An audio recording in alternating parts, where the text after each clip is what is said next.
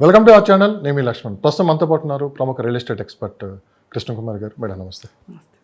ఏంటి అమరావతి ఇప్పుడు ఎక్కడ పెట్టినా అమరావతి గురించి చర్చ జరుగుతుంది. సో అమరావతిలో ఇప్పుడు ఇన్వెస్ట్ చేయొచ్చా లేదా, భూముల రేట్లు ఏ విధంగా ఉన్నాయి, సో అమరావతి కాకుండా అమరావతి చుట్టుపక్కల అంటే ఒక 30 to 40 కిలోమీటర్స్ పరిధిలో ఏ విధంగా ఉంటుంది భవిష్యత్తు అని చెప్పి చాలామంది ఎంక్వైరీస్ కూడా మనకి రావడం కూడా జరిగింది. అంటే ఒకసారి మనం 2014 నుంచి 19 వరకు పరిశీలించామంటే ఆ రోజు అమరావతి విషయంలో తీసుకున్న నిర్ణయాలు కావచ్చు, కొంత అక్కడ వర్క్ జరగటం కూడా, ఆ తర్వాత వచ్చిన గవర్నమెంట్ దాన్ని పూర్తిగా పక్కన పెట్టేయటం, మళ్ళీ అమరావతికి పునర్జన్మ లాంటిదే ఇది. సో మళ్ళీ ఇప్పుడు అమరావతి వైపు అందరూ చూస్తున్నారు. ఎలా ఉంటుంది మేడం ఫ్యూచర్ మొత్తం? బాగుంటుందండి. ఎందుకంటే ఎన్నాళ్ళు ప్రతి ఒక్కళ్ళు వేరే ప్రాంతంలో ఇన్వెస్ట్ చేసుకోలేరు. ఎవరి రాష్ట్రంలో వాళ్ళకి ఇన్వెస్ట్ చేసుకోవాలని ఉంటుంది. కానీ ఎక్కడ ఇన్వెస్ట్ చేయాలి, ఎక్కడైతే మనుషులు నివసిస్తారో అంటే వినియోగంలోకి వస్తుందో ఆ ప్లాట్లకే రేటు పెరుగుతూ ఉంటుంది. ఇప్పుడు మీరు ఎంత మంచి డెవలప్మెంట్లు చేయండి, 40 ఫీట్ రోడ్లు, ఎలక్ట్రిసిటీ, డ్రైనేజు, వాటర్ అన్నీ ఇవ్వండి, బ్రహ్మాండంగా ఇవ్వండి, అస్సలు ఇలా తీసి అద్దంలాగా చేయండి లేఅవుట్ని, రేట్లు పెరగవు. అందులో ఒక ఇల్లు కట్టండి. ఒకళ్ళు కట్టారంటే ఇంకొకళ్ళు కడతారు. ఇప్పుడు ఎవరికైనా ఎలా ఉంటుందంటే ఫస్ట్ పిల్లిమెడలో ఎవరు గంట కట్టాలి అని చూస్తారు. అంటే స్టార్టింగ్ ట్రబుల్స్ చాలా ఉంటాయి. మనకు మామూలుగా పళ్ళు వచ్చేటప్పుడు మనం ఎన్ని ఇబ్బందులు పడతామో ఫస్ట్ ఇల్లు కట్టుకునే వాళ్ళకి కూడా అంత ఇబ్బంది ఉంటుంది. ఎవరో ఒకళ్ళు ఇబ్బంది పడితే మిగతా వాళ్ళకి ఒక స్మూత్ రోడ్డు ఏర్పడుతుంది. ఆ ఇల్లు కట్టింది వాడుకలోకి వస్తుంది లేఅవుట్ అంటే రేట్లు పెరుగుతాయి. ఇప్పుడు మణికొండ ఉంది, రేట్లు చాలా రోజులు చాలా తక్కువ రేటు, ఎవరు ఊహించని తక్కువ రేటు. ఇవాళ ఆక్యుపేషన్ వచ్చిన కొద్దీ ఊహించిన దానికంటే ఎక్కువ రేటు వచ్చింది. ఏంటంటే ఒకటే కారణం, మనం వాడుకోగలుగుతున్నామా లేదా. వాడుకోని భూమి ఎంత ఉంటే ఏమి. ఇప్పుడు రామోజీ ఫిల్మ్ సిటీ దగ్గర లేఅవుట్లు ఉన్నాయి, అప్పుడు చూసినప్పుడు ఎట్లున్నాయి ఇప్పుడు అట్లే ఉన్నాయి. ఏదో కొద్ది గొప్ప పెరుగుతున్నాయి కానీ మనుషులు వాడిన దగ్గర ఇదే జన చైతన్య ఇక్కడ లేఅవుట్ వేసింది, విజయవాడ రోడ్లో హైవేలో లేఅవుట్ వేసింది, అక్కడ ఇళ్ళు రాలేదు, ఇక్కడ ఇళ్ళు వచ్చినాయి, రేట్లు పెరిగినాయి. అంటే మీరు అమరావతి విషయాలు ఏమంటారు? అమరావతి కూడా అంతే. ఇప్పుడు అక్కడ ఏమవుతుంది, హ్యాబిటేషన్ పెరుగుతుంది. ఇక్కడే రాజధాని అనేసరికి వైజాగ్, కర్నూలు ఈ పిచ్చి ఆలోచనలన్నీ పోయిన తర్వాత ఇక్కడే అనేసరికి ఏమవుతుంది, ప్రతి ఒక్కళ్ళకి ఇది మన రాజధాని, మన రాజధానిలో ఒక ప్రైడ్ లాగా ఫీల్ అవుతారు. ఇప్పుడు 2014-19 మధ్యలో ఇక్కడ రియల్గా చూడకుండా అమెరికాలో ఉన్నవాళ్ళు ఆఫీసులు కట్టుకుంటానికి డబ్బులు కట్టారు. ఏది అమరావతిలో రాజధాని రావట్లేదు అనేసరికి కొంత కట్టిన వాళ్ళు ఆపేశారు. అదే చంద్రబాబు నాయుడు వేసిన బీజాలు ఏవైతే ఉన్నాయో అలానే కంటిన్యూ చేస్తుంటే జగన్మోహన్ రెడ్డి ఆ ఆఫీసులు ఇప్పుడు అక్కడ వచ్చి ఉండేవి కదా. వాళ్ళు ఎందుకు వెనక్కి వెళ్ళేవాళ్ళు? అమెరికాలో ఉన్నవాళ్ళు, నేను జస్ట్ ఎగ్జాంపుల్ కోసం చెప్తున్నా, వెళ్ళేవాళ్ళు కాదు కదా. మరి వాళ్ళు వెళ్ళినందువల్ల ఏమైపోయింది, ఇక్కడ రాజధాని లేదన్నందువల్ల వాళ్ళు వెనక్కి వెళ్ళిపోయారు. వాళ్ళు ఒక మంచి ప్రాపర్టీని ఏర్పాటు చేసుకోలేకపోయారు వాళ్ళ వైపు నుంచి చూస్తే. ఇక్కడ ఈ చుట్టుపక్కల ప్రజలు ఎవరైతే ఉన్నారో, ఎవరైతే ఇన్వెస్ట్మెంట్ పెట్టారో వాళ్ళు కూడా అలా చూస్తూ ఉండిపోవాల్సి వచ్చింది 5 ఏళ్ల పాటు. వాళ్ళకేంటి, ఒక రకంగా వాళ్ళు ఒక్కళ్ళే కాదు, అమరావతి వాళ్ళు ఒక్కళ్ళే కాదు కష్టపడింది, ఇది ఒక సెంటిమెంట్ లాగా వచ్చేసింది. అరే మనకి రాజధాని లేదా, మనం రాజధాని లేని రాష్ట్రంలో బతుకుతున్నామా, ఇదే జగన్మోహన్ రెడ్డిని తీసుకుని వస్తే మళ్ళీ ఇటు అమరావతి కట్టడం, ఇంకొక రాజధాని కట్టడం, మన త్రిశంకు స్వర్గంలో ఇలాగే అట్టి పెడతాడు అని ఒక రకంగా జగన్మోహన్ రెడ్డి ఓడిపోవటానికి మొదటి అంకురార్పణ అమరావతితోనే జరిగింది. ఇక ఆ తర్వాత ఎన్ని మనం చూస్తూ ఉన్నాము. ఆఖరికి ల్యాండ్ టైటిలింగ్ యాక్ట్ దగ్గర ఆగింది. అది చివరిలో వేసిన ఆటం బాంబు అనమాట. ఇవన్నీ బాంబులు వేసుకుంటూ వచ్చి వైజాగ్లో అరాచకాలు చేసి ఇప్పుడు అందరూ నోరు తెరిచి మాట్లాడుతున్నారు, అందరికీ గొంతులు బెగులుతున్నాయి. ఇప్పుడు ఒకప్పుడు ఎవరు మాట్లాడలేదు. అవును, అమరావతి రైతులు ఒక్కళ్ళే వాళ్ళదే అరణ్య ఘోషలాగా ఉండేది, వాళ్ళే ఉద్యమం చేశారు. అమరావతి రైతులకు మటుకు చెయ్యెత్తి మొక్కాల్సిందే. వాళ్ళకి జరిగిన అన్యాయాన్ని వాళ్ళు మటుకు నోరు మూసుకుని ఉంట్లా. ఇన్ని రోజుల పాటు ఉద్యమం చేస్తూనే ఉన్నారు 1640 రోజులు 1640 రోజులు పైగా వాళ్ళని పెయిడ్ ఆర్టిస్టులు అన్నారు, కూకట్పల్లి ఆంటీలు అన్నారు, లేకపోతే ఇంకోటి అన్నారు. మీరు రైతులు మీకు ఇంత పట్టుచీరలు ఎక్కడి నుంచి వచ్చినాయి అన్నారు, మీకు ఇన్ని నగలు ఎక్కడి నుంచి వచ్చినాయి ఆడని అనని మాట్లేదు. ఆఖరికి ఇప్పుడు పిన్నెల్లి రామకృష్ణారెడ్డి అనేవాడు వీళ్ళు దుర్గ గుడికి నడుచుకుంటూ వెళ్తుంటే మంగళగిరి నుంచి వాళ్ళ మీదకి బొలేరో కూడా పోనిచ్చాడు. అంటే భయోత్పాతం సృష్టించడం అనమాట. వాళ్ళు చేసిన దుర్మార్గం అంతా కాదు. మరి ఇంత చేసిన తర్వాత 5 సంవత్సరాల అభివృద్ధిని వాళ్ళు ఒక డబ్బాలో పెట్టి మూత వేసి అట్లా అట్టిపెట్టారు. మీరు ఒక యాసిడ్ని కనుక ఒక డబ్బాలో మూత పెట్టి అట్టిపెట్టారనుకోండి, లోపల కెమికల్ రియాక్షన్ జరిగి మీరు మూత తీసినప్పుడు ఏమవుతుంది, మొత్తం విస్ఫోటనం అవుతుంది. ఇప్పుడు రేపు అమరావతిలో జరిగేది అదే. ఇప్పుడు ఈ డెవలప్మెంట్ స్టార్ట్ అవుతూనే అక్కడ ఒక విస్ఫోటనం వస్తుంది. ఇప్పుడు ఈరోజే చంద్రబాబు నాయుడు గారు కూడా ఒక ప్రజెంటేషన్ ఇచ్చారు. అంటే అమరావతి ఏ విధంగా స్టార్ట్ అయింది, తర్వాత అమరావతిని ఏ విధంగా వీళ్ళు డిస్పాచ్ చేశారు అంతా అని మొత్తం కంప్లీట్గా ఇప్పుడు ఈరోజు చెప్పడం కూడా జరిగింది. కంప్లీట్గా అసలు అమరావతిలో ఏం జరిగింది, భవిష్యత్తులో దీన్ని ఎట్లా ముందుకు తీసుకొని పోవాలని కూడా ఆయన చూడడం కూడా అసలు మొత్తం ఆ స్పీచ్ చూసిన తర్వాత మీకు అనిపించింది? ఒకటే అండి, ఆయనకి నిబద్ధత ఉంది. ఎందుకంటే ఈ ప్రజల దగ్గర ల్యాండ్ నేనే చెప్పి తీసుకున్నా. ఆయన ఒకనొక సందర్భంలో అమరావతి ఇలా అయిపోయిన తర్వాత రైతులు ఉద్యమం చేస్తున్నప్పుడు ఆయన ఒక మాట అన్నాడు. అసలు ఆ రోజు నాకు ఈ ఆలోచన రాకుండా ఉండాల్సింది.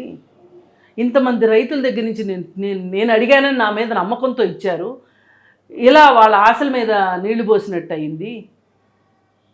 నేను ఇంత పెద్ద విజన్ చేసింది ఎందుకు? మనకు ఒక మంచి రాజధాని ఉంటుంది, డెవలప్మెంట్ ఉంటుంది, చుట్టుపక్కల గ్రామాల వాళ్ళందరికీ కూడా, అందరూ పొలం ఉన్నోళ్ళే ఉండరు కదండి, అందరికీ ఊళ్ళో ఉన్న ప్రతి వాళ్ళకి పొలం ఉండదు. కానీ ఈ రాజధాని వస్తే ప్రతి ఒక్కరికి ఉపయోగపడుతుంది. రాజధానికి ఇచ్చిన వాళ్ళకి ల్యాండ్ వస్తుంది, కానీ దానిలో వచ్చిన అభివృద్ధి వల్ల అందరూ దానిలో పాలు పంచుకుంటారు. రాష్ట్రం అభివృద్ధి అవ్వాలి అని చెప్పి వీళ్ళందరూ భూములు ఇచ్చారు, కానీ దాన్ని ఇంకో రకంగా తీసుకొని పోతున్నారు. రియల్ ఎస్టేట్ లో భూములు ఎక్కువ ధరలకు అమ్ముకుంటున్నారు, రైతులు పెంచేశారని అనవసరమైన ఒక రైతుల మీద నింద వేయడానికి ప్రయత్నిస్తున్నారు. రైతుల మీద నింద వేయటం కాదు, అక్కడ ఏంటంటే తెలుగుదేశం పార్టీ నాయకుల్ని వెధవల్ని చేస్తే తప్పితే జగన్ చేసిన వెధవతనం బయటికి రాకుండా ఉంటుంది. ఇప్పుడు తనక్కడ రాజధాని కట్టలేదు, కానీ రాజధాని ఎందుకు కట్టలేదని చెప్తున్నాడు. నేను కట్టలేకపోవటం వల్ల రాజధాని కట్టట్లేదు అని చెప్పట్లేదు. వీళ్ళు దుర్మార్గం చేశారు కాబట్టి నేను రాజధాని కట్టట్లేదు అని చెప్పాడు. మీకు లాజిక్ అర్థమైందా? ఇప్పుడు వీళ్ళు మోసం చేశారు మిమ్మల్ని, వాళ్ళ ఆస్తుల కోసం మీ పొలాలు లాక్కున్నారు అని రైతులు చంద్రబాబు నాయుడు మీద తిరగబడేటట్లు చేశాడు. అంటే వీళ్ళు ఒక దెబ్బకి 2-3 పిట్టలు కొట్టాలనే ఉద్దేశంతో ఒక మైండ్ గేమ్ ఆడారు. ఇక్కడ కట్టదలుచుకోలేని దానికి కట్టదలుచుకోలేని మాట చెప్పాలి. చెప్పకుండా మళ్ళీ పైగా చంద్రబాబు నాయుడు ఎక్కడ నోరు తెరిచి మాట్లాడతాడు అని చెప్పి చంద్రబాబు నాయుడు నోరు మూపించడం కోసం వీళ్ళు ఏం చేశారు, ఇక్కడ అసలు ఏమీ మీకోసం చేయలేదు, రైతుల కోసం చేయలేదు చంద్రబాబు నాయుడు, ఆయన పార్టీ వాళ్ళ కోసం చేసుకున్నాడు. వాళ్ళ పార్టీ వాళ్ళు డబ్బులు సంపాదించుకోవడానికి ఇది ఒక ఆదాయ మార్గం కింద చేశారు అనేది ఆ ఒక బ్లేమ్ని ఏదైతే ఉందో ఒక నిందని తెలుగుదేశం పార్టీ వాళ్ళ మీద వేసేసి తను క్లీన్ చిట్గా తను చేతులు కడుక్కోవాలని చూశాడు. అది ప్రజలు నమ్మలేదు. నమ్ముంటే ఇంత ఉద్యమం జరిగేది కాదు. వాళ్ళు చంద్రబాబు నాయుడిని వాళ్ళు ఏమీ అనుకోలేదు, నెగిటివ్గా అనుకోలేదు. అందుకే ఈరోజు గెలిపించుకున్నారు. కాకపోతే ఏంటంటే ప్రతి మనిషిలోనూ ఆశ ఎంత ఉంటుందో అత్యాశ కూడా అంత ఉంటుంది. ఆ అత్యాశకు పోయి వాళ్ళు ఏమనుకున్నారంటే, పోయినసారి చంద్రబాబు నాయుడు మొదలెట్టాడు బాగానే ఉంది, ఒకళ్ళు మొదలెట్టింది రెండో వాళ్ళు ఖచ్చితంగా కంటిన్యూ చేస్తారు అని జగన్మోహన్ రెడ్డి కంటిన్యూ చేస్తాడు. పైగా ఇంకోటి ఏమనుకున్నారంటే, అసలు అధికారంలో లేకపోతేనే అన్ని వేల కోట్లు సంపాదించాడు తండ్రి అధికారాన్ని పెట్టుకుని. ఇప్పుడు ఈ అమరావతిని తన స్వార్థం కోసమైనా తను కాస్త తిన్నా కానీ అమరావతిని పైకి తీసుకొస్తాడు అనుకున్నారు వాళ్ళు. పాపం అక్కడ డామిట్ కథ అడ్డం తిరిగింది. ఇప్పుడు జగన్మోహన్ రెడ్డి తనకు లాభం అయితే చేస్తాడు తప్పితే తనకు లాభం లేనిదే చేయడు. అదే జరిగింది. ఇప్పుడు తన ప్రతి స్కీము వెనకమాల తన పార్టీలో ఉన్న కొంతమంది రింగ్ లీడర్స్కి లాభం వచ్చేటట్లు చేసుకున్నాడు, అంతేగాని ప్రజలకు లాభం వచ్చేటట్లు చేయలే. ఇప్పుడు లిక్కర్ స్కామ్ చూసుకోండి, అందరికీ తెలిసిందేగా. ఆ డిస్టిలరీస్ అన్నీ ఎవరయ్యి? తన పార్టీ వాళ్ళకి సంబంధించిన డిస్టిలరీస్ అవన్నీ. దానిలో ఎచ్చిపచ్చిగా చేసిన లిక్కర్ అంతా అమ్మి సొమ్ము చేసుకున్నాడు. ఆ డబ్బులన్నీ ఎట్లా పంపించాడో ఇప్పుడు రోజుకు ఒక వార్త వస్తానే ఉంది మనకి. అలాగే అక్కడ యంగ్ విడోస్ ఎంతమంది ఉన్నారో మనం చూస్తున్నాం. 27 ఏళ్ళు 28 ఏళ్ళకి ముక్కుపచ్చలు అన్న అమ్మాయిలు, అసలు ఈ అమ్మాయికి పెళ్ళే కాలేదేమో అనిపించే అమ్మాయి, ఓ 2 బిడ్డల తల్లి, ఆ తర్వాత వీడియో అయిపోయింది. ఈ ఈ ఈ లిక్కర్ ఎంతమంది లివర్లు పోయి చచ్చిపోతున్నారు ఊర్లలో. నిజంగా ఆ డేటా తీస్తే బోలుడు దొరుకుతుంది. టాపిక్ డైవర్ట్ అవుతుంది, మనం కంప్లీట్ రియల్ ఎస్టేట్. అంటే నేను ఎందుకు అంటున్నానంటే, తనకి లాభం లేకుండా ఏది చేయడు జగన్మోహన్ రెడ్డి. ఇప్పుడు అమరావతిలో కూడా తనకేమీ లాభం రాదు. ఎందుకంటే తనకు ల్యాండ్ లేదు అనుకుందాం పోనీ. తనకు ల్యాండ్ లేనప్పుడు తను ఎందుకు చేస్తాడు? జగన్మోహన్ రెడ్డి లాజిక్కే తీసుకుందాం మనం. వైజాగ్ అయితే కొనేసుకోవచ్చు, కట్టినా కట్టకపోయినా ముందు ల్యాండ్స్ అయితే వస్తాయి కదా. ఇలా ఆలోచించాడు జగన్మోహన్ రెడ్డి. ఆలోచించి అతని మీద ఏదో ఆశ పెట్టుకుంటే ప్రజలు వాళ్ళ నోట్లో మట్టి గడ్డ కొట్టాడు. మరి కొట్టినప్పుడు ఇన్ని సంవత్సరాలు 5 సంవత్సరాలు ఆగిపోయిన అభివృద్ధి ఇప్పుడు పట్టాలు ఎక్కుతున్నప్పుడు రేట్లు కూడా వస్తాయి. డిమాండ్ ఉన్న దగ్గర ఇప్పుడు అక్కడ కొన్ని యూనివర్సిటీలు రావాల్సినవి ఉన్నాయండి, కొన్ని సంస్థలు రావాల్సినవి ఉన్నాయి. అందరికీ ల్యాండ్ కేటాయించాడు చంద్రబాబు నాయుడు. వాళ్ళందరూ పనులు మొదలెట్టారనుకోండి, ఫస్ట్ పని దొరికేది భవన నిర్మాణ కార్మికులకు పని దొరుకుతుంది. అది అయిపోయిన తర్వాత ఆఫీసులు వచ్చిన తర్వాత ఆఫీసుల్లో పని చేయడానికి, మీకు ఎగ్జాంపుల్ నేను ఎప్పుడు అపోలో హాస్పిటల్ గురించి అదే చెప్తూ ఉంటా. అపోలో హాస్పిటల్ కట్టేప్పుడు పని దొరికింది, కట్టిన తర్వాత పని దొరుకుతుంది. ఇప్పుడు అక్కడ పనిచేసే వాళ్ళందరూ దాదాపు 25 ఏళ్ల క్రితం అక్కడ చేరిన వాళ్ళు, 30 ఏళ్ల క్రితం చేరిన వాళ్ళు ఇప్పుడు ఒక్కొక్కరు రిటైర్ అవుతున్నారు. అది చిన్న పని అవనివ్వండి, పెద్ద పని అవనివ్వండి. ఒక సంస్థ వస్తుంది అంటే ఆ సంస్థని శుభ్రపరచడానికో లేకపోతే పని జరగడానికో కొంతమంది ఎంప్లాయీస్ అవసరం అవుతారు. ఆ ఎంప్లాయీస్కి ఎంప్లాయ్మెంట్ దొరుకుతుంది.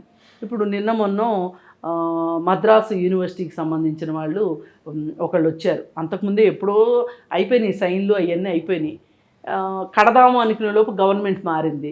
ఇవి మహానుభావుడు 3 రాజధానులు అనేసరికి వాళ్ళు ఆగిపోయారు. ఇప్పుడు మళ్ళీ మొన్న వచ్చి చంద్రబాబు నాయుడిని కలిసి వెళ్ళారు.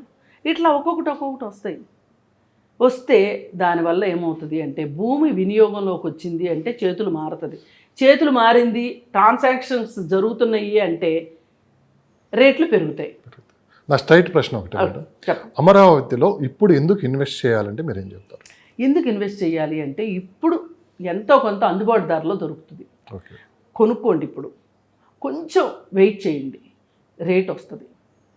ఎప్పుడైనా ఒకటండి, చేతిలో డబ్బులుండి అంటే ఇన్వెస్ట్ చేయడానికి తగిన డబ్బులు చేతిలో ఉంటే గనక భూమి మీద పెట్టిన డబ్బు మట్టుకు ఎక్కడికి పోదండి. ఒకవేళ అయితే ఒక్కొక్కసారి ఇప్పుడు మొన్న అయినట్లు అనుకోని కారణాల వల్ల 5 సంవత్సరాలు స్ట్రక్ అయింది, కానీ భూమిని అయితే ఎవరు ఎత్తుకెళ్ళలేదుగా.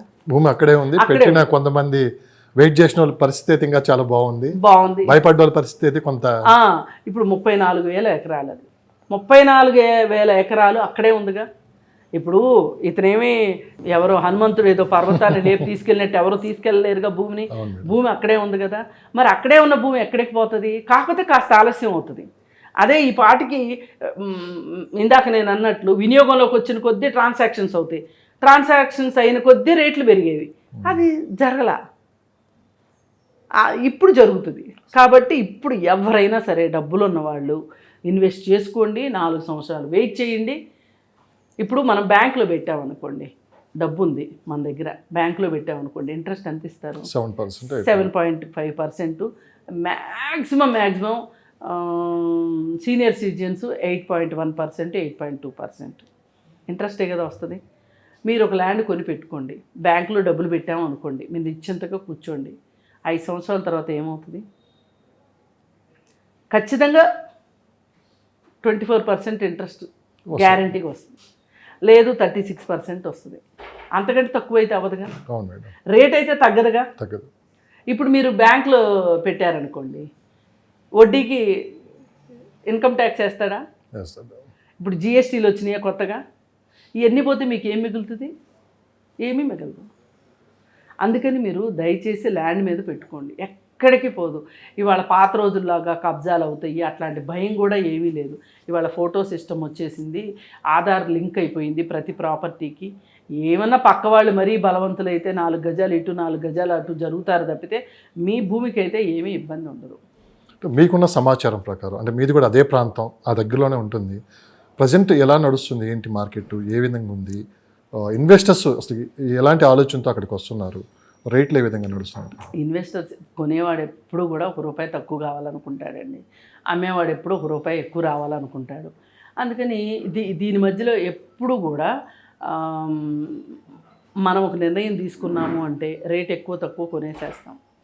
అమ్మాలనుకున్న వాళ్ళు కూడా వాళ్ళ అవసరం కొద్దీ అమ్ముతారు. ఇది కూడా ఒక రకంగా ఓ మాదిరిగా ఫియర్ అండ్ గ్రీడే. భయంతో కొంతమంది అమ్మేసుకుంటారు. కొంతమంది చెప్తూ ఉంటారు అసలు అచ్చంగా వాళ్ళు నెగటివ్ మెంటాలిటీ తప్పితే పాజిటివ్ మెంటాలిటీ ఏ రోజు ఉండదు. రియల్ ఎస్టేట్లో ఎప్పుడైనా సరే మీరు జాగ్రత్తలు తీసుకోండి, కానీ పాజిటివ్ మైండ్తో ఉండాలి. ప్రికాషన్స్ తీసుకోండి, లీగల్గా ప్రికాషన్ తీసుకోండి, లేదు అనుకుంటే అప్పుడప్పుడు వెళ్ళి చూసుకుంటూ ఉండండి. ఇలాంటి ప్రికాషన్స్ తీసుకోండి, కానీ వ్యతిరేక భావంతో మటుకు ఉండొద్దు. అసలు భయం అనేది ఉండకూడదు. అలాగే కొంతమంది చాలా గ్రీడ్గా ఉంటారు. ఏంటి, ఇవాళ 10 లక్షలు ఇక్కడ నేను ఇన్వెస్ట్ చేశా, నాకు 6 నెలలకే 14 లక్షలు కావాలి అనుకుంటారు. ఇప్పుడు అదే పాయింట్కి వస్తున్నాను నేను.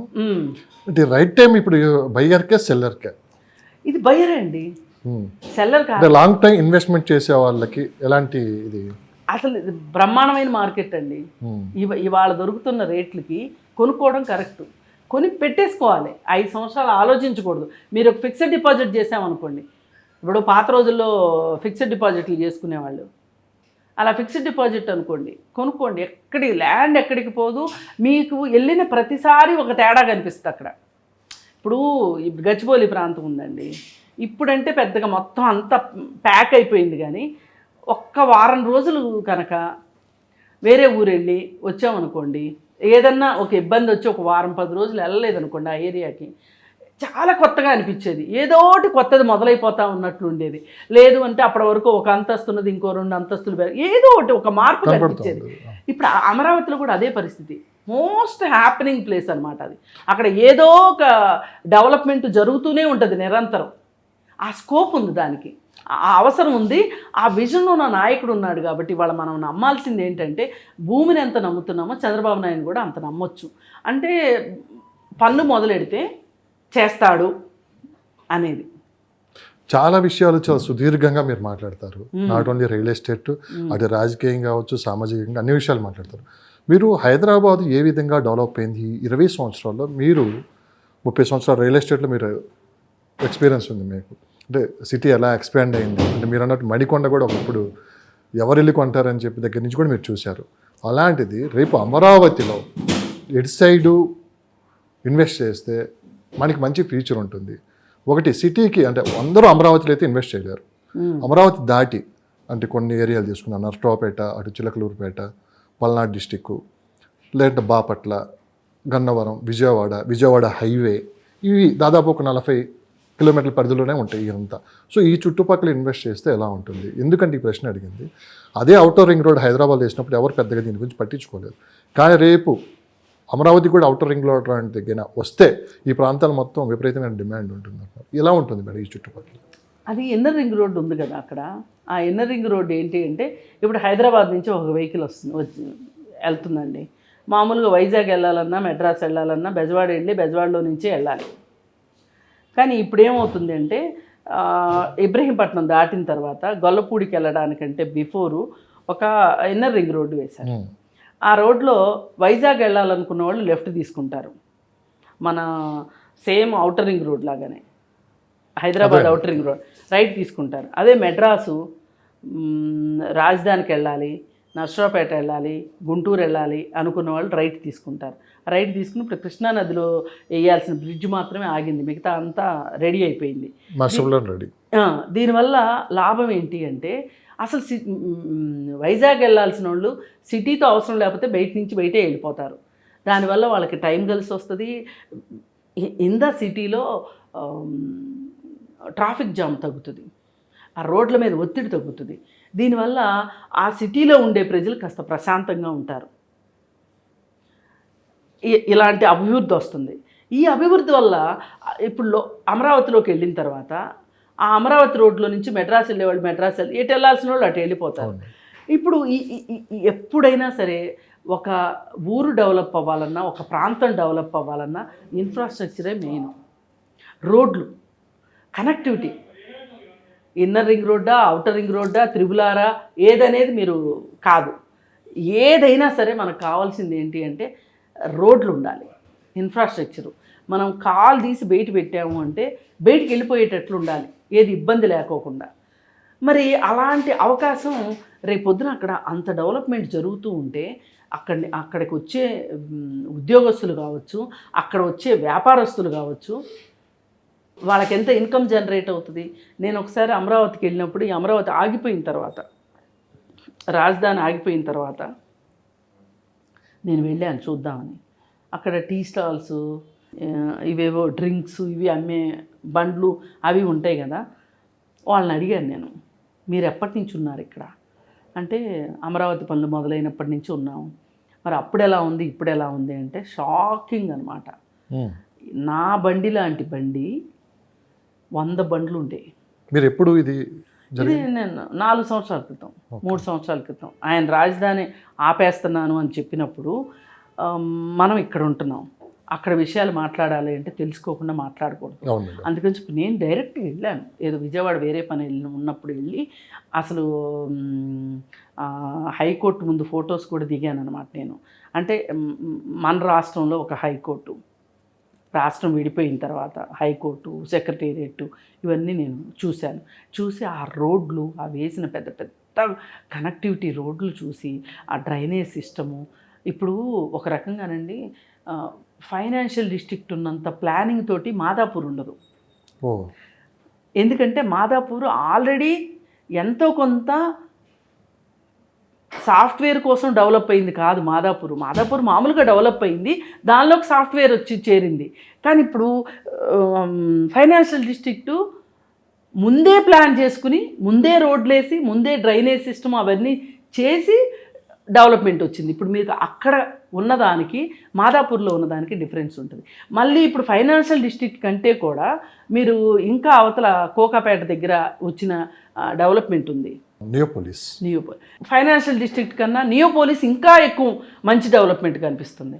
అంటే దీని అర్థం ఏంటంటే మన టెక్నాలజీ మారుతున్న కొద్దీ విజన్ ఉంటే కనుక మనము మన విజన్ తోటి ఇంకా పాలిష్డ్గా ఇంకా సాఫిస్టికేటెడ్గా మనం తయారు చేయగలుగుతాం. టెక్నాలజీ అన్నారు, విజన్ అన్నారు.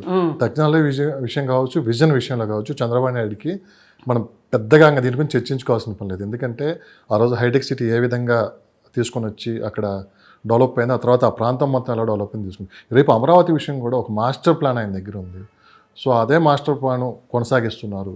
సో ఎక్కువ టైం పడదు. విజన్ 2047 అని పెట్టారు కదండి ఆయన. అది ఆయన ఇప్పుడు ఒకప్పుడు విజన్ 2020 అన్నప్పుడు 2000లో పెట్టినప్పుడు అందరు నవ్వారు. ఓ ఎబ్బో 20 ఏళ్ల గురించి ఇప్పుడే మాట్లాడుతున్నాడు ఈయన అని. 20 ఏళ్ళు ఎంతలోపు తిరిగి వచ్చేసినాయి అండి, టక్కని తిరిగి వచ్చేసినాయి. ఇప్పుడు విజన్ 2047 అంటున్నారు. ఇది కూడా అంతే. మనం ఉండకపోవచ్చు, మన పిల్లలైతే ఉంటారు కదా, ఫ్యూచర్ అయితే ఉంటుంది కదా. ఇప్పుడు మనతోనే ఈ భూమి అంతం కావట్లేదు కదండి. మన పిల్లలు, మన మనవాళ్ళు, మనవరాళ్ళు ఎవరో ఒకళ్ళు ఉంటారు కదా. అందుకోసం చూస్తే ఇలా ఏ రకంగా చూసినా కానీ మన అమరావతి డెవలప్మెంట్ మట్టుకు ఇప్పుడు ఆయన చేతిలో ఉంది. కాబట్టి ఇప్పుడు పోయినసారి ఏమైంది మరి, ఇంత పెద్ద మనిషి అప్పుడు 5 ఏళ్లలో ఎందుకు కట్టలేదు అని కూడా చాలామంది మాట్లాడుతున్నారు. తాత్కాలిక భవనాలు అన్నాడు అని చెప్పి మాట్లాడారు. అయితే ఆ రోజు ఏంటి, ఇప్పుడు మనం ఒక రొట్టె చేసుకోవాలంటే ఏం కావాలి, గోధుమ పిండి కావాలి. గోధుమ పిండి ఎక్కడి నుంచి వస్తుంది, ఒక రైతు పండించాలి. 1 సంవత్సరం పట్టుద్దా పంట రావడానికి. మళ్ళీ ఆ గోధుమలు మనం తెచ్చుకోవాలా, పిండి పట్టించాలా, చేసుకోవాలా, తినాలా. చంద్రబాబు నాయుడు చేసింది అది. పొలం సేకరించాడా, ఆ వచ్చిన పొలం మొత్తానికి ఎట్లా చేయాలి, ఏది ఎక్కడ ఉండాలి అనేది ప్లానింగ్ చేశాడా. మరి ఎన్ని చేయడానికి 3 ఏళ్ళు పట్టింది. మళ్ళీ ఓ పక్క నుంచి చాలామంది డిస్కరేజ్ చేయడం, అది 3 పంటలు పండే భూమిని కొంతమంది, బురద నేలని కొంతమంది, అసలు అక్కడ కట్టిన బిల్డింగులు నిలబడతాయా అని కొంతమంది, ఇలా రకరకాలుగా మాట్లాడారు. మరి ఇప్పుడు హైకోర్టు బాగానే ఉంది కదా. అలాగే ఇంకా కొన్ని బిల్డింగులు 13 ఫ్లోర్స్ 14 ఫ్లోర్స్ కట్టిన బిల్డింగ్ అవి అలాగే ఉన్నాయి కదా. ఈ రోజుకి ఏం చెక్కు చెదరలేదు కదా. అయితే మనకి కన్స్ట్రక్షన్ కాస్ట్ ఎక్కువ పడుతుంది ఆంధ్రాలో. ఇప్పుడు తెలంగాణలో చూసుకుంటే అంత కన్స్ట్రక్షన్ కాస్ట్ ఉండదు. కన్స్ట్రక్షన్ కాస్ట్ ఎక్కువ పడుతుంది, కొంచెం టైం ఎక్కువ తీసుకుంటుంది. కానీ జరిగింది కదా. మరి ఇవన్నీ అవుతాయి అనుకునే టైంలో ప్రభుత్వం మారింది. ఈ ప్రభుత్వాన్ని మార్చుకుంది ప్రజలు. అక్కడ రైతులు కూడా చేసుకున్నారు ఆ పాపం. ఇప్పుడు ఆ నియోజకవర్గంలో కూడా తెలుగుదేశాన్ని గెలిపించలేదుగా. ఈ రైతులు ఎందుకు చేశారు ఆ పని? అందుకే ఎవరు తీసుకున్న గోతిలో వాళ్ళే పడతారు అన్నట్లు 5 సంవత్సరాల పాటు గోతిలో పడ్డారు, అష్ట కష్టాలు పడ్డారు. ఆ రాష్ట్రం మొత్తంలో ఎవరో అనుభవించినంత కష్టము వాళ్ళే పడ్డారు, ఎవరో చేయనంత పోరాటం కూడా వాళ్ళే చేశారు. ఎందుకంటే వీళ్ళే అసలు ధైర్యాన్ని ఇచ్చింది రాష్ట్రం మొత్తానికి, రాష్ట్రంలో ప్రజలందరికీ.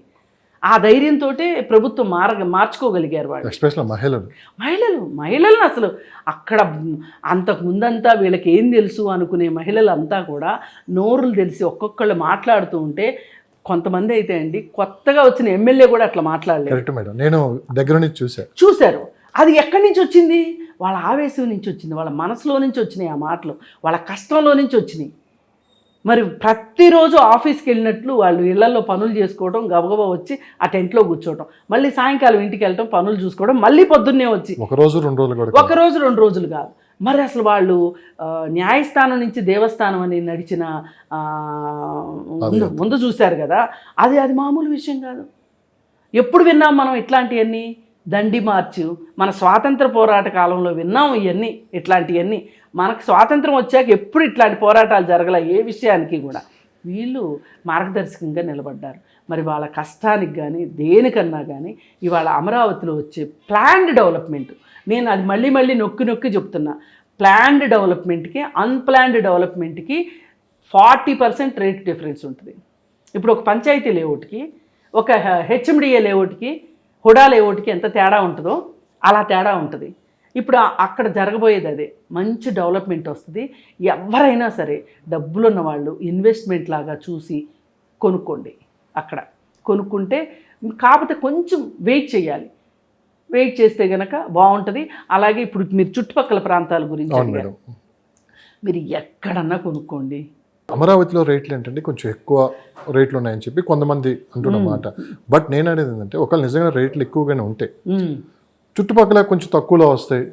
ఒక 30-40 కిలోమీటర్లో అగ్రికల్చర్ ల్యాండ్స్ ఉన్నాయి, ఫామ్ హౌస్ లాంటివి కట్టుకోవచ్చు, మోడర్న్ అగ్రికల్చర్ కూడా చేసుకోవచ్చు. అలా చాలా మంది ఆలోచించేవాళ్ళు. సో మరోపక్క ఎన్ఆర్ఐలు కూడా అమరావతి వైపు చూస్తున్నారని చెప్పి కూడా వినిపిస్తున్నమాట. ఏంటి ఇదంతా? అవును, ఇప్పుడు ఈ సంవత్సరం అయిపోతే కనుక, ఈ సంవత్సరం అమెరికాలో ఎలక్షన్స్ జరుగుతున్నాయి. ఇది ఎలక్షన్ ఇయర్. ఇప్పుడు మనకు కూడా ఏంటి, లాస్ట్ ఇయర్ జూన్ జూలై నుంచి మనం ఒక ఎలక్షన్ ఫేవర్లోకి వెళ్ళిపోయాం ఇక్కడ తెలంగాణలో.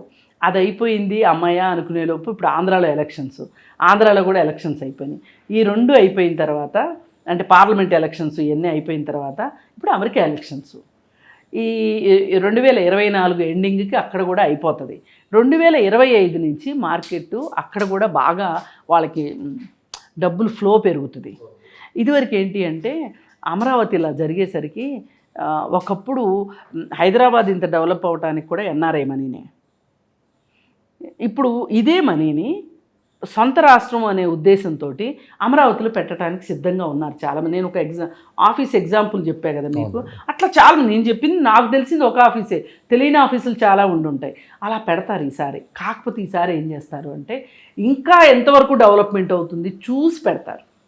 ఇప్పుడు ఈయన సగమైన బిల్డింగులు ఉన్నాయి కదా, అవన్నీ కంప్లీట్ అయిపోయి ఇప్పుడు ఎస్ఆర్ఎం యూనివర్సిటీ ఇట్లాంటివన్నీ కొన్ని యూనివర్సిటీలు వచ్చినాయి మన దగ్గరికి. ఆ వచ్చినవన్నీ కూడా ఎంతవరకు జరుగుతున్నాయి అనేది చూసి, కొంతమంది ఏంటంటే చాలా తెలివిగా ఉంటారు, వాళ్ళు ఎవరు చెప్పింది వినరు, వాళ్ళ కంటితో వాళ్ళు చూసేదాకా వాళ్ళు ఇన్వెస్ట్మెంట్. ఎందుకంటే అమరావతిలో జరిగిన పరిణామాలన్నీ అదొక ఎగ్జాంపుల్. ఆచితూచి ఇన్వెస్ట్మెంట్ పెడతారు. కానీ ఆ ఆచితూచి ఇన్వెస్ట్మెంట్ పెట్టడానికి కొంత టెస్టింగ్ టైం ఉంటుంది. ఇప్పుడు కొంతమంది ఎలా ఉంటారంటే, మాకు బ్యాంక్ వడ్డీ మీద కాస్త వస్తే చాలు, అంత మాత్రం పెరిగితే చాలు, కానీ సేఫ్ ఉండాలి, సేఫ్టీ ఉండాలి, సెక్యూర్గా ఉండాలి అనుకుంటారు. అలాంటి వాళ్ళు ఏంటంటే కొంచెం మార్కెట్ని స్టడీ చేస్తారు. కొంతమంది ఏం చేస్తారంటే వాళ్ళకి భూమి కొనడం ఒక పిచ్చిలా ఉంటుంది, భూమి మీద విపరీతమైన వ్యామోహం ఉంటుంది, డబ్బులు ఉన్నాయి అంటే భూమి కొనేసేస్తారు. అలాంటి వాళ్ళు కొనేసేస్తారు. అలాంటి వాళ్ళకి కొంచెం ఎక్కువ వెయిట్ చేయాల్సి వస్తుంది, కానీ ఎక్కువ లాభం వస్తుంది. కొంచెం పెరిగిన తర్వాత చూసి కొనుక్కునే వాళ్ళకి వాళ్ళు ఇంకొంతకాలం వెయిట్ చేయాల్సి ఉంటుంది. కానీ వేచి చూసే ఓపిక మట్టుకు రియల్ ఎస్టేట్లో ఉండాలి. కొనడానికి ఎంత ఓపిక ఉండాలో అమ్మడానికి అంతకంటే ఎక్కువ ఓపిక ఉండాలి. మేడం, హైదరాబాదు మరి ఒక పక్క అమరావతి డెవలప్ అవుతుంది, మరోపక్క హైదరాబాద్ రియల్ ఎస్టేట్ ఏ విధంగా ఈ లాస్ట్ 10-15 ఇయర్స్లో మనం ఎంత హైప్ వచ్చిందో మనం చూసాం. సో రేపు అమరావతి కనుక ఫాస్ట్గా గ్రో అయితే మరి ఇటు రియల్ ఎస్టేట్ పరంగా ఇక్కడ ఉన్న మార్కెట్ ప్రైస్ తగ్గే అవకాశం ఉంది. అంటే ఇప్పుడు రీసెంట్గా వినిపిస్తున్న మాట ఏంటంటే కాస్త ఇళ్ళ రేట్లు తగ్గాయి ఇప్పుడు అని చెప్పి వినిపిస్తున్న మాట. ఎంతవరకు దాన్ని మనం తీసుకుంటాం? అంటే ఇళ్ళ రేట్లు తగ్గడానికి ఒక కారణం ఉందండి. అసలు అమరావతి సంబంధం లేదు, సంబంధం ఉండదు. హైదరాబాద్ వరకు మటుకు అమరావతికి సంబంధం ఉండదు. ఒక అమరావతికే కదండి, ఇండియాకి అసలు సంబంధం ఉండదు. హైదరాబాద్ మార్కెటే. ఈ హైదరాబాద్ మార్కెట్లో గుజరాతీలు ఇన్వెస్ట్ చేస్తారు, బీహారీస్ చేస్తారు, హర్యానా వాళ్ళు చేస్తారు, ఢిల్లీ వాళ్ళు చేస్తారు, జమ్మూ కాశ్మీర్ వాళ్ళు వచ్చి కూడా హైదరాబాద్లో ఇన్వెస్ట్ చేస్తారు. మీరు నమ్ముతారా? ఇప్పుడు ఇవాళ చాలామందికి హైదరాబాదు ఇంత కనెక్టివిటీ ఉన్న ప్లేస్. ఇప్పుడు పిల్లలు ఉన్నారండి, సాఫ్ట్వేర్ వాళ్ళు హైదరాబాద్ వచ్చి ఉద్యోగం చేస్తున్నారు. మళ్ళీ వాళ్ళ అబ్బాయి ఉద్యోగం చేసే చోటకు వచ్చి తల్లిదండ్రులు వచ్చి చూసుకుంటారు కదా. చూసిన తర్వాత వాళ్ళకి అక్కడ ఇల్లు లేదనుకోండి, వాళ్ళ సొంత ఊర్లో ఇల్లు లేదనుకోండి, వీళ్ళు ఏమంటారంటే మీకు ఇల్లు కొని పెడతాం, తల్లిదండ్రులకి వాళ్ళు చేసిన కష్టానికి ఇప్పుడు మేము ఇంత పరిస్థితిలో ఉన్నాం కాబట్టి ఇల్లు కొని పెడతా ఉంటారు. అలాంటప్పుడు నేను ఒక 4-5 ఎగ్జాంపుల్స్ చూశాను. మా ఊర్లో వద్దు, ఇక్కడ కొనుక్కుందాం. ఒకప్పుడు ఎవ్వరు నార్త్ వాళ్ళు ఇక్కడ ఇల్లు కొనేవాళ్ళు కాదు, అపార్ట్మెంట్లు. వ్యాపారస్తులు తప్పితే ఇక్కడ ఇల్లు కొనేవాళ్ళు కాదు, ఉద్యోగస్తులు కొనేవాళ్ళు కాదు. అలాంటిది ఇప్పుడు ఉద్యోగస్తులు ఇక్కడే కొనుక్కుంటున్నారు. మరి ఇక్కడే కొనుక్కుంటున్నప్పుడు మరి అలాంటప్పుడు రేట్లు ఎందుకు తగ్గినాయి అని మీరు అనవచ్చు. రీజన్ ఏంటంటే ఎలక్షన్ ఒక కారణం, ట్రాన్సాక్షన్స్ తక్కువ జరిగాయి. ఆ కారణంతో కొంచెం మార్కెట్ స్లో ఉంది. ఇప్పుడు అలాగే సాఫ్ట్వేర్ ఇండస్ట్రీ కూడా కొంచెం ఒడిదుడుకులు ఎదుర్కొంటుంది, జాబ్స్ కొంచెం తక్కువగా ఉన్నాయి. అది ఒక మెయిన్ రీజను. అదే ఇప్పుడు రేపు అమెరికాలో ఎలక్షన్స్ అయిపోయిన తర్వాత అమెరికాలో సాఫ్ట్వేర్ ఇండస్ట్రీ మళ్ళీ కొంచెం గాడిలోకి పడిన తర్వాత మళ్ళీ ఉద్యోగాలు వస్తాయి. ఉద్యోగాలు వచ్చినప్పుడు ఏం చేస్తారు అంటే సాఫ్ట్వేర్ వాళ్ళు ఇల్లు కొనుక్కుంటారు. వాళ్ళకేంటి ట్యాక్స్ బెనిఫిట్ వస్తుందని ఒకటి, ఇల్లు కొనుక్కుంటే ట్యాక్స్ బెనిఫిట్ వస్తుంది వాళ్ళకి. మరి సొంత ఇంట్లో ఉంటున్నాం అనే ఫీలింగ్ ఉంటుంది. ఇలా ఇన్ని రకాలుగా అద్దె డబ్బులు.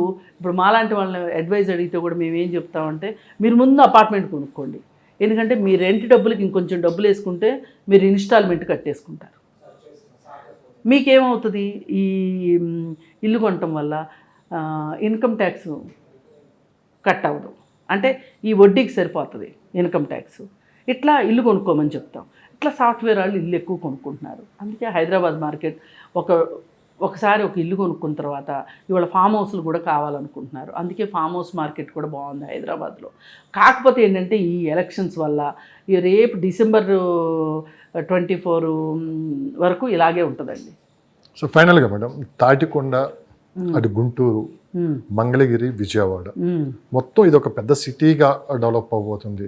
సో ఈ మంగళగిరి కావచ్చు, తాటికొండ కావచ్చు, ఓల్డ్ అమరావతి, ఈ చుట్టుపక్కల ఇన్వెస్ట్ చేసే వాళ్ళకి ఎలా ఉంటుంది? అటు విజయవాడ, మంగళగిరి ఈ ప్రాంతాల్లో ఇప్పుడు ఈ 9 సిటీలుగా అమరావతిని డెవలప్ చేయబోతున్నారని చెప్పి, 9 నగరాలుగా. సో ఎలక్ట్రానిక్ సిటీ ఒక సైడు, ఐటీ ఒక సైడు, ఇట్లా రకరకాలుగా ప్లాన్ ప్రకారం వెళ్తున్నారు. ఎలా ఉంటుంది ఈ లొకేషన్స్? అదే నేను అనేది. ఇప్పుడు హైదరాబాద్ ప్లానింగ్కి ఇప్పుడు కొత్తగా చేస్తున్న, అంటే నేను అనుకోవటం పాత డిజైన్నే కొంచెం మెరుగులు దిద్దు ఉండొచ్చు.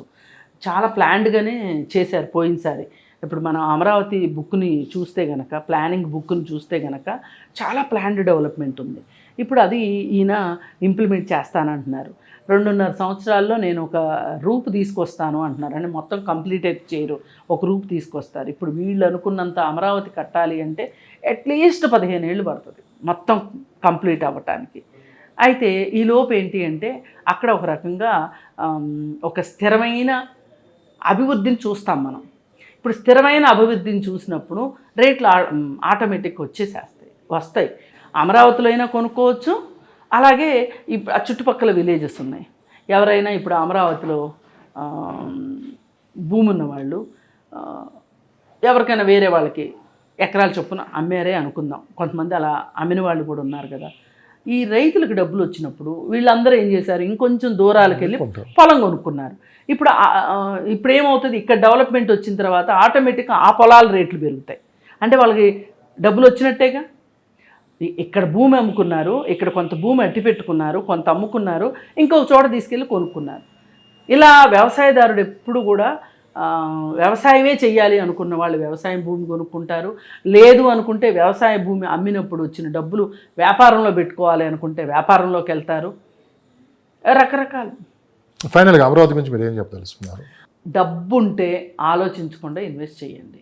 అమరావతిలో డబ్బులు వస్తాయి. అక్కడ మీరు డబ్బును చూస్తారు. అక్కడ ఇప్పుడు హైదరాబాద్లో ఎట్లా అయితే ఒకప్పుడు మణికొండలో 2,000 పెట్టి కొనడానికి తెగ ఆలోచించిన వాళ్ళు ఇవాళ 1,00,000-1,25,000 అయిపోతే ఏమి డబ్బులు అవి? అది డబ్బులా అసలు? ఊహించిన డబ్బులేనా? ఎన్ని వ్యాపారాలు చేస్తే అన్ని డబ్బులు రావాలి? భూమి మీద వచ్చే డబ్బులు ఏ వ్యాపారంలోనూ రావు. ఇంకేమన్నా దొంగ వ్యాపారాలు చేస్తే డబ్బులు వస్తాయేమో నేను చెప్పలేను, కానీ నీతి నిజాయితీగా ఒక ప్లాట్ కొనుక్కొని వాళ్ళ జీవిత కాలంలో మంచి డబ్బును చూడగలుగుతారు. అందుకే భూమినే నమ్మండి అని చెప్పేది. ఆ నమ్మేదేదో ఇవాళ అమరావతిని నమ్మితే గనక, అమరావతిలో పెడితే గనక చుట్టూ వచ్చే డెవలప్మెంట్ని బట్టి చెప్తున్నా. చంద్రబాబు నాయుడు సీఎం అయ్యాడు కాబట్టి మీ డబ్బులు పెరుగుతాయి నేను చెప్పను. అసలు ఆ చంద్రబాబు నాయుడుకి ఆ విజనే లేకపోతే ఉపయోగం ఏముంది? ఆ విజన్ ఉంది కాబట్టి, ఒకసారి నిరూపించుకున్నవాడు కాబట్టి.